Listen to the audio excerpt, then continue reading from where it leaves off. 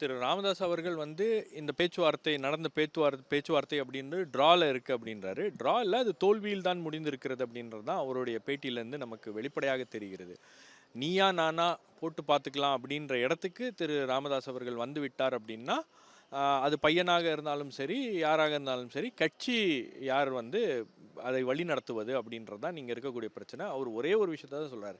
தலைவராக நான் இருப்பேன். இந்த தேர்தலுக்கு தலைவராக நான் தான் இருப்பேன் அப்படின்ற அந்த டிமாண்டோட தான் அவர் நிற்கிறாரு. அதுலேருந்து இறங்கி வரல. ஸோ இவர்கள் நடத்திய பேச்சுவார்த்தையில் கூட எனக்கு தெரிஞ்சு பெருசாக ஒரு ரெசல்யூஷன் வந்த மாதிரி தெரியல. ஒரு ஒரு முடிவு வந்த மாதிரி தெரியல.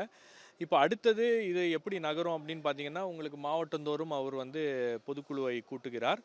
அப்போ பேப்பர் ஒர்க்லாம் வந்து பண்ண ஆரம்பிப்பாங்க. அப்போ இவரும் வந்து நிர்வாகிகளை சந்திக்கிறாரு. தொண்டர்களை டெய்லி சந்திச்சு தான் இருக்காரு. அப்போ இவரும் அதற்கான வேலைகளையும் வந்து பேக்ரவுண்டில் பண்ணிட்டு இருக்காரு அப்படின்றது வெளிப்படையாக தெரியுது. ஸோ கட்சி வந்து 2026 தேர்தலை நோக்கி போகும்போது திரு ராமதாஸ் அவர்கள் ரொம்ப உறுதியாக இருக்கிறார். அவருடைய இடத்துலேருந்து நான் தான் நிறுவனர், நான் என்னுடைய கட்சி, இந்த கட்சிக்கு நான் தான் கண்ட்ரோல் அப்படின்ற இடத்துல அவர் இருக்கார். அவர் கீழே இறங்கி வருவாரா அன்புமணி ராமதாஸ் அப்படின்றது தான் நாம் பார்க்க வேண்டிய விஷயமா இருக்குது. அந்த செய்தியாளர் சந்திப்பில் வந்து தலைவராக நீங்கள் தான் நீடிக்கிறீங்க. தேர்தல் ஆணையத்துக்கு இது குறித்து நீங்கள் தகவல் அனுப்புவீங்களா? தேர்தல் ஆணையத்துக்கு தலைவர் யாருன்னு பதில் அனுப்பணும். அதுக்கான வழிமுறைகளை நீ இறங்கிட்டா கேட்டதுக்கு அவர் என்ன சொன்னார்? அதோடைய நிலைப்பாடு எப்படி இருக்கும்? அதெல்லாம் ஒரு ஃபார்மாலிட்டி தான். நீங்கள் தேர்தல் ஆணையத்துக்கு தெரிவிக்க வேண்டும். ஏன்னா இவரை தலைவராக அவர் நீக்கிட்டாரு. அப்போ அந்த விஷயங்களை எல்லாம் வந்து ஒரு ஃபார்மலாக ஒரு லெட்டரில் கொடுக்கணும். அதெல்லாம் வந்து வருகின்ற நாட்களில் அதை செய்வார் அப்படின்றது தெரிகிறது. ஏன்னா இப்போ இந்த பிரச்சனை இப்படி போயிட்டுருக்கு. ஆனால் திரு அன்புமணி ராமதாஸ் அவர்களை நீங்கள் கட்சியிலேருந்து நீக்குவீங்களான்னா நான் நீக்க மாட்டேன் அப்படின்னாரு. ஏன்னா பிரச்சனை இங்கே வந்து என்னென்னா, ஒரு ஒரு குடும்ப நபரோட இவருக்கு அந்த பிரச்சனை அப்படின்றது ஏற்பட்டிருக்கு. குடும்ப நபர்ன்னு சொல்கிறத விட சொந்த பையன் கூட இந்த பிரச்சனை ஏற்பட்டிருக்கு அப்படின்னும் போது அவரால் வந்து ரொம்ப அக்ரெசிவாக போக முடியல.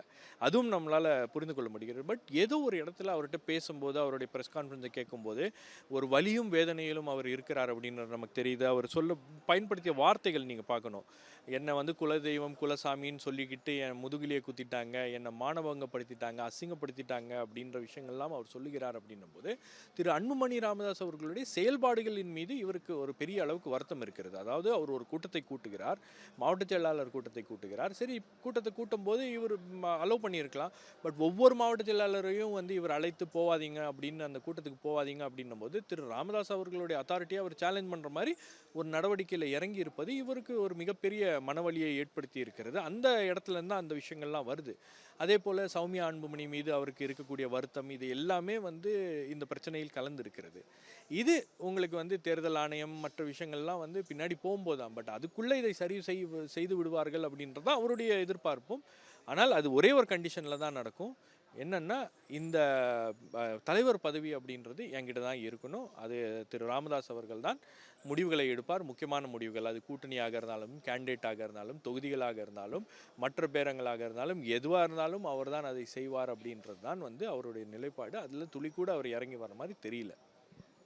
பாமக நிறுவர் என்ற பெயரில் நிர்வாகிகளை மருத்துவர் ராமதாஸ் நீக்கி வராங்க.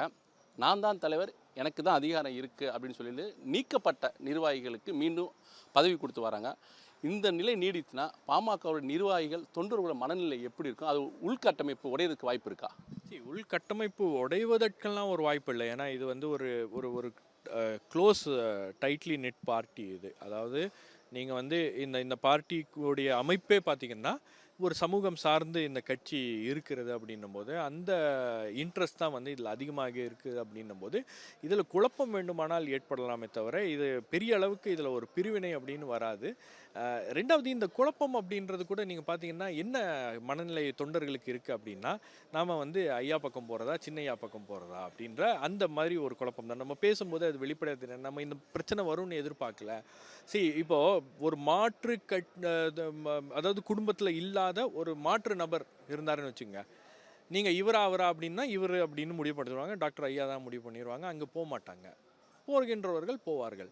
பட் பெருவாரியானவர்கள் திரு ராமதாஸ் அவர்கள் தான் தேர்ந்தெடுப்பாங்கன்னு வச்சுங்க. ஏன்னா அது கம்யூனிட்டி பேஸ்டு அந்த டிசிஷன் எடுக்க வேண்டிய ஒரு கட்டாயம் இருக்கிறது. ஆனால் இப்போ இவங்களுக்கு என்ன பெரிய பிரச்சனை அப்படின்னு பார்த்தீங்கன்னா, நம்ம இந்த பக்கம் போனாலும் அந்த பக்கம் போனாலும் 2 பக்கமும் போயிட்டா நாளைக்கு இவங்க 2 பேரும் ஒன்றா சேர்ந்துட்டாங்கன்னா அப்புறம் நம்மளை வந்து ஓரம் கட்டிடுவாங்களோ. இப்போ இவங்களோட ஆட்கள் டாக்டர் ராமதாஸோடைய ஆட்கள் இருக்காங்க, அவங்க ஆட்கள் இருக்காங்க. அப்போ அது ஒரு கோஷ்டி பிரச்சனையாக மாறிவிடுமோ, நம்மளுடைய எதிர்காலம் எங்கேயாச்சும் பாதித்து விடுமோ, நம்மளுடைய எதிர்காலத்துக்கு எங்கேயாச்சும் பிரச்சனை வந்துடுமோ அப்படின்ற ஒரு எண்ணம் இருக்கிறது. அரசியலில் எல்லாரும் அவங்கவுங்க எதிர்காலத்தை நம்பி தான் உள்ளே வராங்க. அப்போ அந்த ஒரு பிரச்சனை அப்படின்றது இருக்கிறது. அது உங்களுக்கு தொண்டர்கள் மத்தியில் ஒரு குழப்பமான ஒரு சூழலை ஏற்படுத்தியிருக்கு. பட் வருகின்ற நாட்களில் இது எப்படி அடுத்த கட்டத்துக்கு போகுதுன்னு பார்த்து ஏதோ ஒரு வகையில் ஏதாவது இறங்கி வந்து குடும்பங்கள்லாம் சேர்ந்து உட்கார்ந்து பேசுனாங்கன்னா இந்த பிரச்சனை முடிவு வந்தால் அதில் ரொம்பவே பெரிய தெளிவு கிடைக்கக்கூடிய நபர்கள் யாராக இருப்பாங்கன்னு பார்த்தீங்கன்னா அந்த கட்சியுடைய நிர்வாகிகளும் தொண்டர்களும் இருப்பாங்கன்னு பார்க்குறேன்.